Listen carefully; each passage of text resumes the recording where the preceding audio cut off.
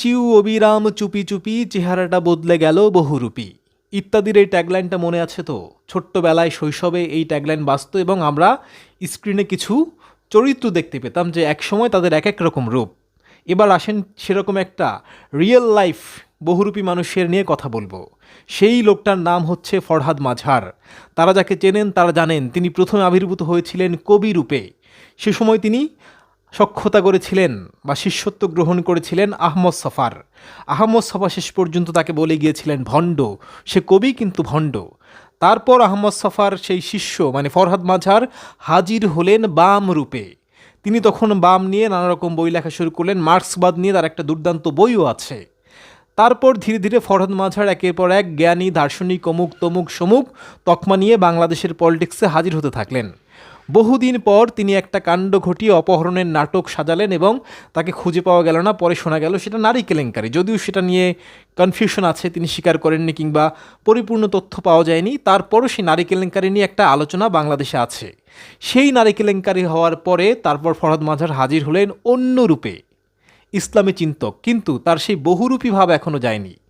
কখনো তিনি চিন্তক, কখনো গবেষক, কখনো আবার তিনি লালন ভক্ত আখড়ায় গিয়ে বসেন গান, কখনো আবার তিনি জামাতের মতো দলের কোলে গিয়ে বসেন এবং ইসলামী জ্ঞান ঝাড়েন। এই যে বহুরূপ, সেই বহুরূপী ক্যারেক্টারের ওয়াইফ হচ্ছে ফরিদা আক্তার। সে নামটা আপনারা ইতিমধ্যে জানেন এবং তাকে চেনেন এনজিওর একজন কর্তা হিসেবে। তিনি ছিলেন হচ্ছে উপদেষ্টা পরিষদে, ডক্টর ইউনূসের উপদেষ্টা পরিষদে মৎস্য কর্মকর্তার দায়িত্বে ছিলেন, যিনি ভারতে ইলিশ পাঠানো নিয়ে নাটক করার পরও আবার কিন্তু ইলিশ পাঠিয়েছিলেন। তিনি ওই সময় নানা কথা বলেছেন, কখনো এটা বলেছেন, কখনো সেটা বলেছেন, ইলিশের দাম নিয়ন্ত্রণ করতে না পেরে অদ্ভুত যুক্তি দাঁড় করিয়েছেন।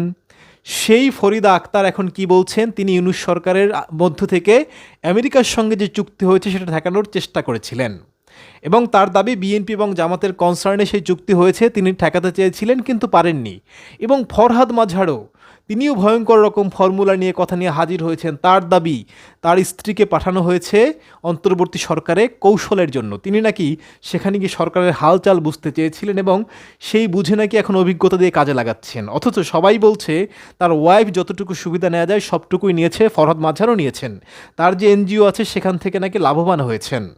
ফরহাদ মাঝারকে হঠাৎ করে আবির্ভূত হয়েছিলেন এই অন্তর্বর্তী আমলে। তাকে একটা বিশেষ পত্রিকা, যে পত্রিকাকে আমরা জানি তারা নানা রকম এজেন্ডা তৈরি করে, তারা হাজির করেছিল চিন্তক রূপে। অনেকদিন ধরে ফরহাদ মাঝারের কোনো নামই ছিল না, তাকে আবার নতুন করে তত্ত্বাবধায়ক সরকার আসতে না আসতেই তাকে নতুন করে চিন্তক রূপে হাজির করা হয়েছিল বাংলার মঞ্চে। এবং সবাই পরিষ্কার করে জানে আমেরিকার যে এজেন্ডা বাস্তবায়ন সেখানে এই ফরহাদ মাঝার গঙের বড় একটা ভূমিকা আছে। কারণ ফরহাদ মাঝার কাজ করেন কার সঙ্গে?